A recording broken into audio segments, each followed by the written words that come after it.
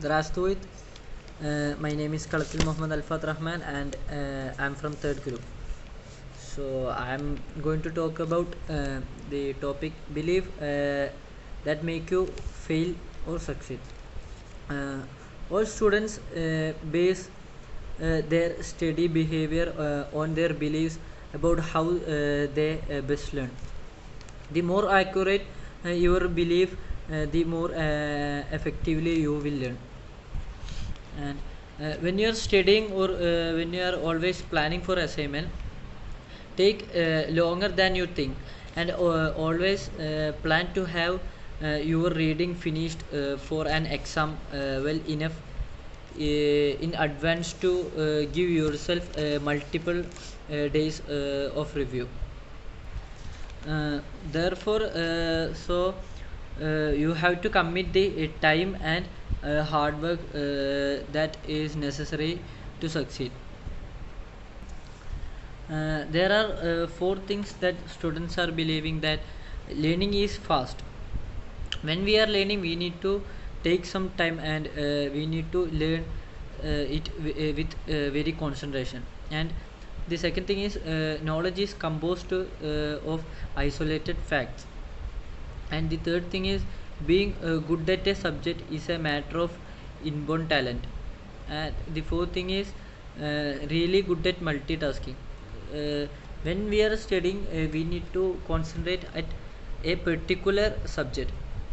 When we are studying, we don't in middle of studying we will take phone and use. We can't do like that. When we are studying, we need to concentrate at a particular subject so we can study well.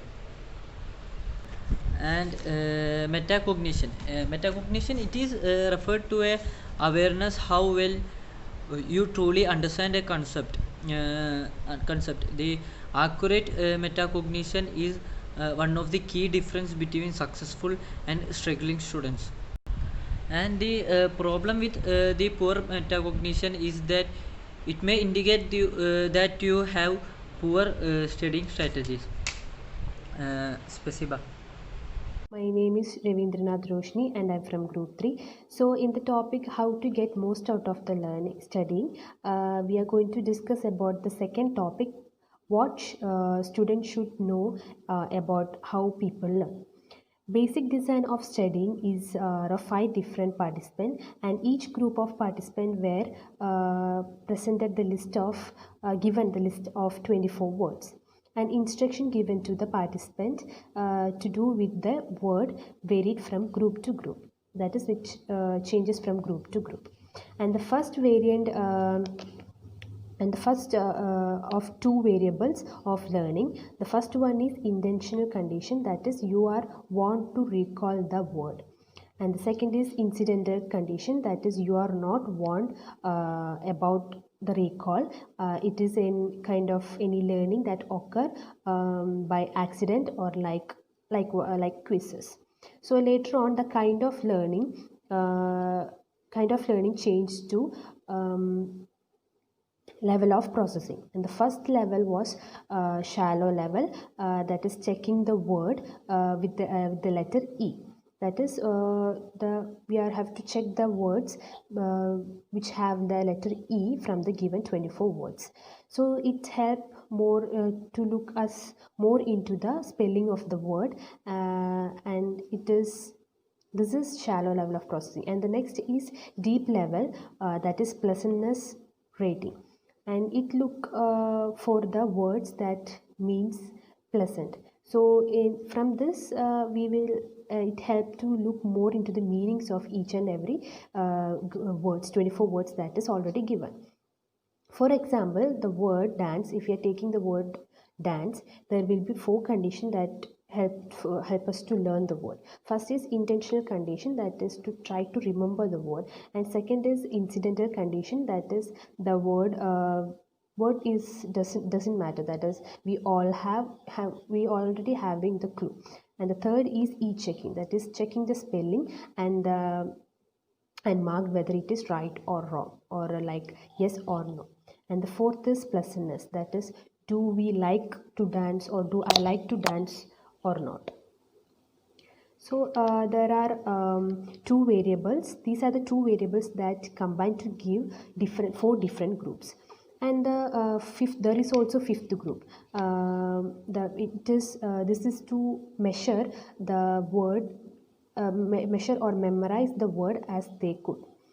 So people who use deep processing learn the material, and the people who use shallow processing or strategy, even if they want to learn, they didn't learn. And these are the variables. So the level of processing, next we are going to give a definition for the level of processing. First one is shallow processing, and which is focused on meaningless aspects of information and minimizing or memorizing definition or mindlessly rereading the notes. And the deep processing focus on the subjective meaning and repeating or relating new information to prior knowledge or making information personally meaningfully. These are the two level of processing. And the next is orienting task. It causes you to think in deep or shallow way regardless of your intention. Next we are going to the third topic, that is cognitive principle for optimizing learning. This is the third topic. In deep learning strategy, focus on meaning, comprehension, and visual imaginaries. Deep processing is the key way of effective study. Some basic principle for achieving deep processing. First one is elaboration, that is meaning between concept of the studying and related concepts. Second is distinctiveness, that is that you make clear contrast that made between the concept you have studied and the other concept. And the third is personal, that is melting people in prior and forget their names after some time, because it is stored in the temporary brain. Fourth one is appreciate, to retrieval and application. That is how your teacher accepted to use or apply the concept. So these are the some principle for achieving deep processing. There are two factors for effective learning, that is automaticity and overlearn. So what is automaticity? It is the process highly practical, that is occur without any conclusion effort. And overlearning is continuing to study beyond just knowledge, knowing the information to where it can be applied or recalled quickly and easily. I'm Kaipadat Vinod Chandra from third group. Putting principles for learning into practice. This is the fourth in the series of 5 videos on studying effectively in college. Effective college study is more than just a matter of desire to learning and devoting sufficient time and effort. Students have to utilize effective learning strategies. If they use ineffective learning strategies, they study long and still fail.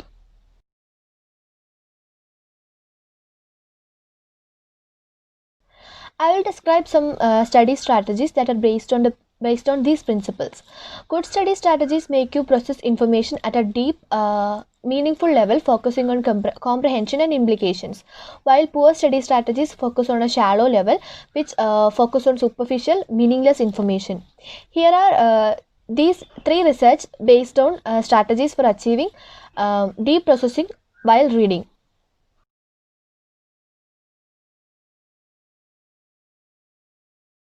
Question generation. After you have read a chapter or reviewed a section of notes, generate some questions over the material. Try to make them meaningful as possible.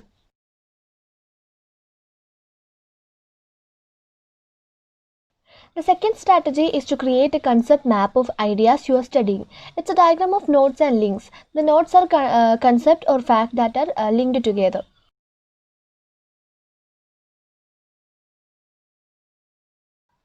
The third one is the practice retrieving information in a way that teacher expects.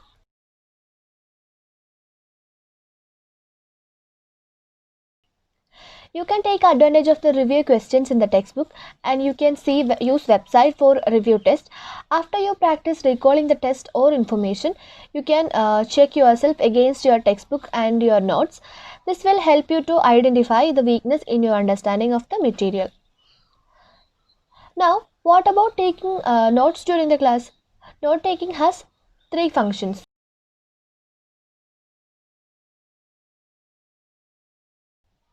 Note taking that make you process the information at a deep level will help your learning. So as the lecture goes on, think about the key concepts, key distinctions, key relationships, and be sure to write down the examples.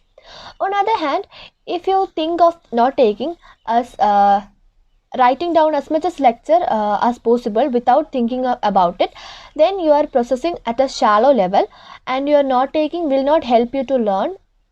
Taking notes by hand is more useful and good. If you miss the information during the lecture, be sure to get it from right away from either from the teacher or from the classmates. Let's now turn to use deep processing while reading a textbook. The same principle of deep processing apply here. A lot of students highlight while they are reading. You can highlight for deep processing, which will help you to learn the material, or you can highlight for shallow processing, which will actually hurt your learning.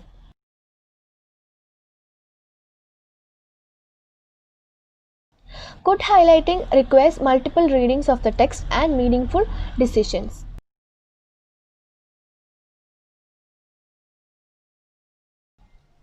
Finally, I want to talk to you a little bit about group study.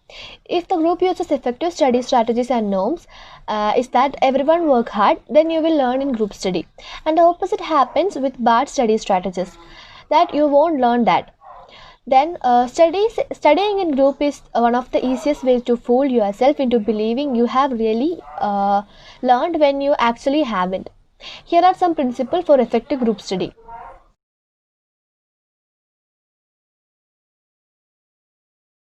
Developing effective study strategies for you will take time and effort, but with the practice, they will become automatic and will be effective for you. What happens when we blow in exams? That is our next topic.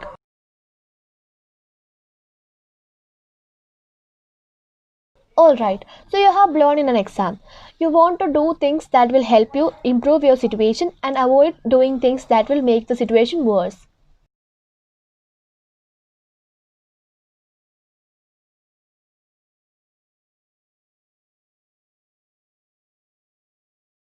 Here are some basic strategies that you can use to help rise your grades.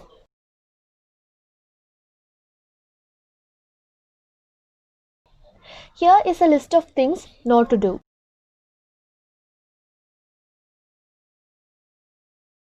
Okay, so you blew an exam. Put yourself in the best position to improve your score, diagnose your problems, comes up with a workable plan, and set realistic goals. If you have a poor study habits, take immediate steps to improve your study skills. Remember that it will take a sustained effort on your part, because not only you are developing more effective study skills, you have to overcome the entrenched ineffective study skills. This will take multiple attempts on your part to find the best study strategies for you, and there will be setbacks. There may be setbacks along the way. But once you develop effective automatic study strategies, then they will give you an edge in any learning situation. Thank you.